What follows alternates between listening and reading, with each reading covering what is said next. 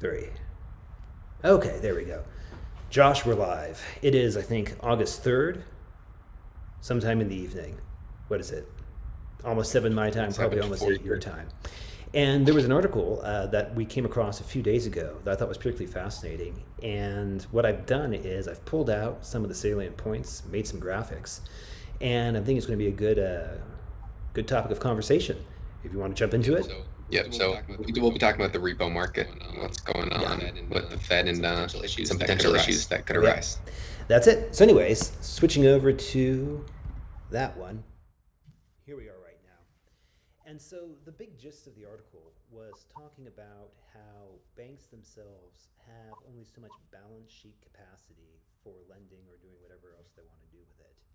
And the issue was that banks only have so much tier one capital, which is, I believe, how Basel III defines it. But the way I think about it, we're talking about the SLR ratio, where it is a total. I think it's leverage exposure divided by tier one capital, if I'm correct. Yeah, and I've actually got a graphic a little further down through the presentation. But the way I think about it is that you start with like this triangle, like this foundational base or whatnot, which I would argue is the bank's owner equity or the paid-in equity that the bank has.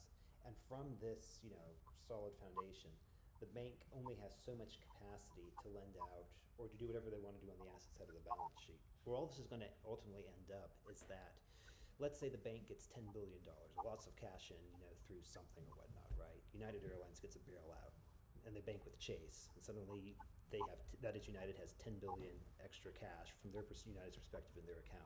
Well, as you know, Chase is going to get 10 billion of bank reserves to offset the 10 billion of liability that will United. The problem is this: from the SLR ratio would take into account the $10 billion worth of bank reserves, but it wouldn't take into account or wouldn't decrease it by the liabilities, which means that when it tried to reconcile it back to the SLR, it decreases or it takes up space in the balance sheet when this happens because there's not a corresponding drawdown from the bank reserves from the liability of the bank deposits that the bank is going to owe the customer. And what's more, if this is sucking up space on the balance sheet, it's also less space for the bank's primary dealer operations or loans or whatever to go through with it. So it's kind of this double whammy for the banks. That's how I understand it. So basically, it is so these banks can't get too big and they can't be too over leveraged like they were in 2008. But by doing so, to reduce their SLR ratio, they can either increase profits or decrease their balance sheet. And they are not increasing. They need to shed some excess toxic sludge off of their balance sheet. And what was going on a few months ago when this SLR rule when everyone was trying to figure it out, people thought that yields were going up because these banks were trying to get rid of these reserves and buy treasuries, so their SLR ratio would lower. But basically, a treasury and a reserve is the exact same. It's still on the asset side of the bank's balance sheet, so it still goes against the SLR. So what they needed to do was shed these. They need to take away their liabilities off the bank's balance sheet and put them onto a different entity. And what's happening was they was going to the money market funds. And if, let's say, JP Morgan gives a money market fund $1 billion of liabilities, for whatever reason they lower their interest rate, so these money market funds are like, hey, like, this isn't cutting it for me. I mean people take their money out of the bank and instead put it in their Fidelity account.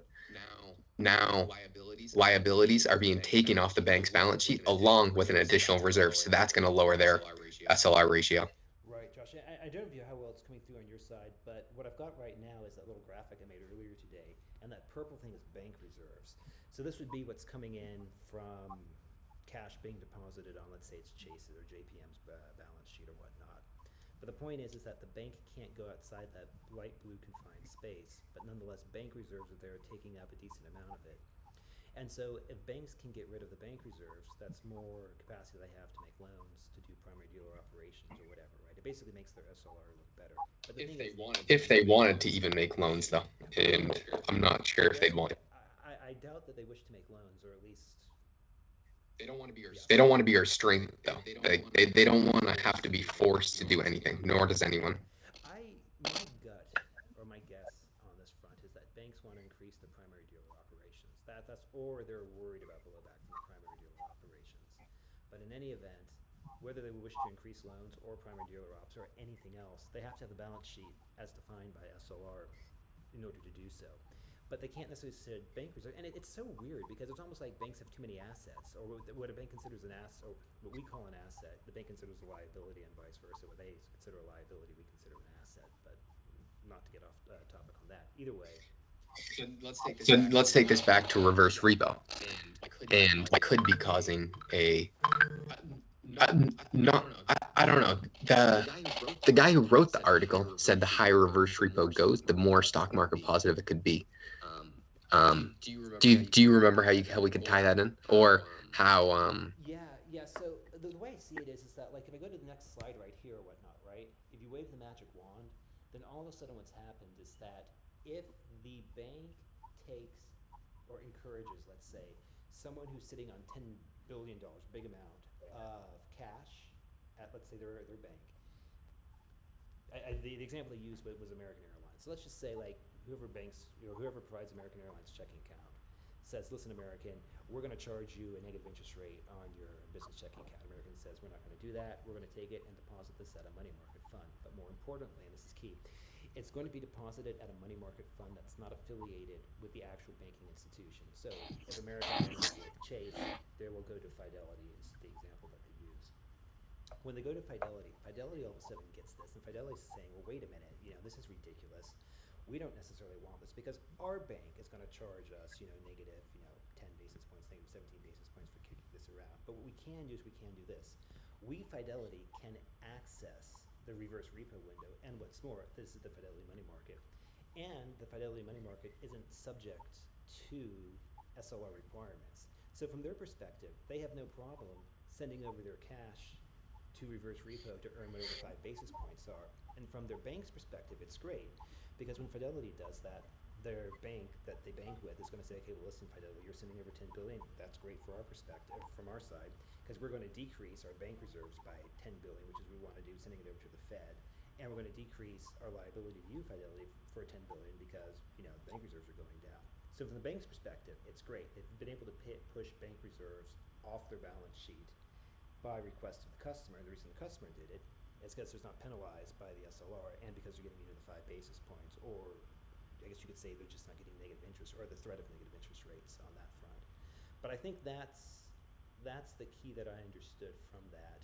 And again, like I said, if you look at the graph, you can see how bank reserves have now been pushed out, and I expanded the primary dealer operations of what the bank might want to do for that. So that would be swaps, derivatives, whatnot, stuff the bank can make money on, or presumably make money on for that. Make sense? yes, and this is just like what could disprove this thesis is if these banks are not actually at their SLR restrictions. And I was doing a ton of research and I could not find anywhere where it showed these like what the percentage of tier one capital divided by total leverage exposure was on these banks. I think we'll actually have to do the math out on individual banks to find out, which might not be too difficult. I just didn't have time before we rolled. And if they're nowhere near the actual SLR restrictions, then this would be this is just a thesis as of now, and it's just from this article that we were reading. I would say my base case is still that reverse repos are spiking because of a counterparty risk issue, or not even a counterparty risk, just the Fed being the ideal counterparty, especially if you're making the same amount on each transaction. Why not go to the Fed? No, I agree with that. But so I just put up a graph too. This is again from that article where it basically shows how banks, after Basel III was 100% implemented, pretty much just flat out stopped using reverse repo. Now, reverse repo was still used, but it wasn't the banks that were using it. And the fascinating thing on this is that you see it's really money market. It's the money market guys that were using it before, stopped using it after Basel III, and then started up with a fury right around April of 2020. We all know what's going on back then.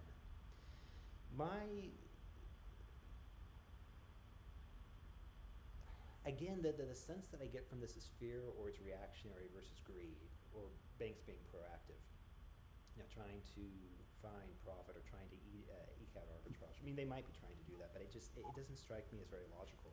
And this is one. So it seems fear driven. Because why, if it was greed driven, why would it go from reverse repos go from 0 to 300 billion in like a matter of days?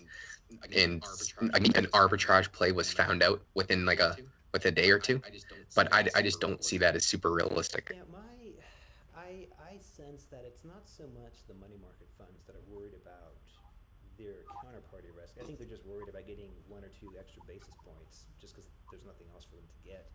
But I think that something came into the market and displaced the money market. Or in other words, if the money market funds and these guys were buying T-bills on the open market, and let's just say rates were hovering around 3 to 4 basis points or whatnot, and then suddenly you had a new entrant or new entrants coming into the market that would send the yields down.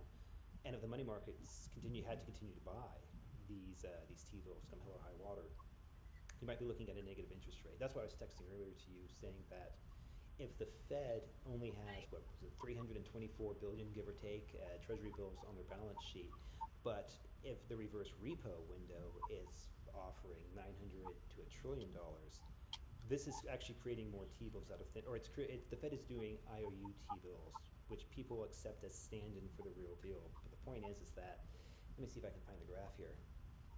Yeah, right here. Whoops, one more over.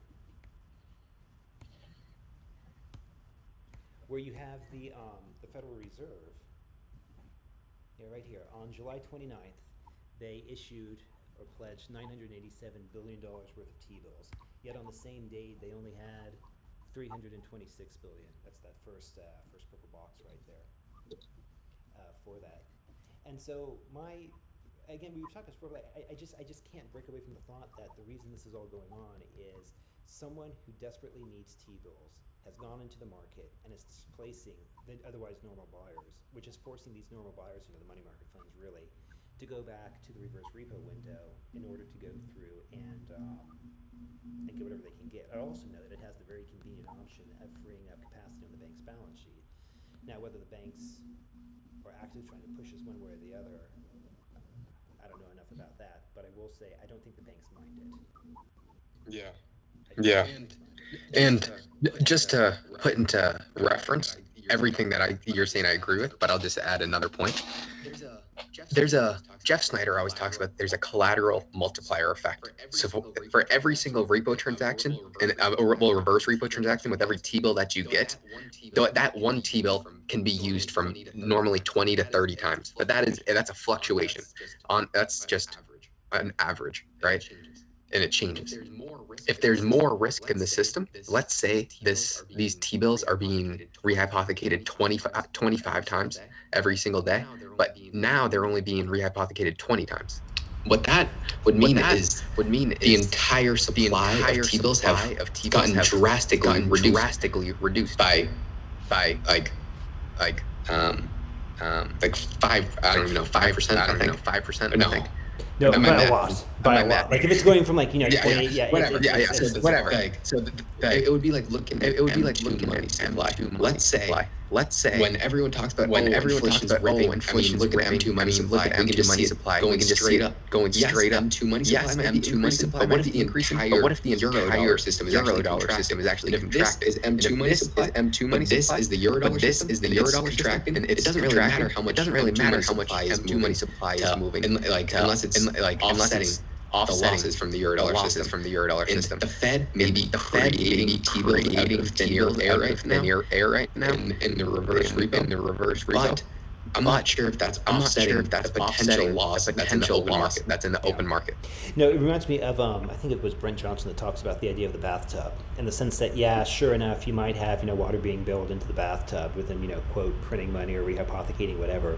But if that much more water is seeping out of the bottom or leaking out of the bottom, the net effect is that the volume of water is still going to go down. Yes, more is being created or whatnot, but not enough new stuff is being created to counteract and reverse all that's being lost. Mm-hmm. So yeah. And right now the demand is there for Tbills, but it's still not going under the 5 basis point level. So it's acting as a reliable floor, at least for now. Because I'm pretty sure there was a time when it was at like T-bills were at like 3 basis points, but at the Fed it was 5 basis points. Yeah. I would like to see what will happen if it gets back down there. Yeah, and I want to say the guy that wrote the article too. So that article that we basically where all those graphics came from, where a lot of the I guess the conceptual framework for this came from.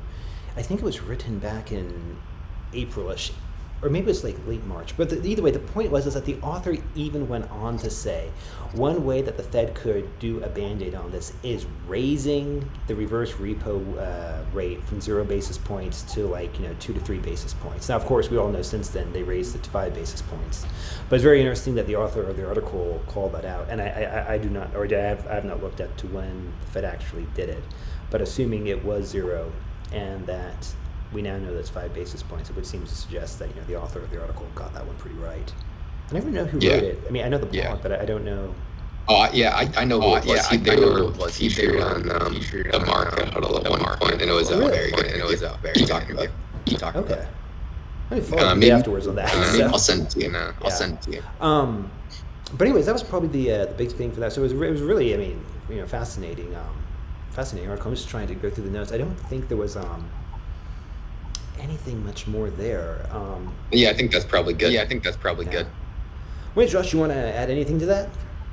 Nope. I think we'll head out and maybe record again soon. Okay, perfect. See you guys soon. Take care, man. Bye.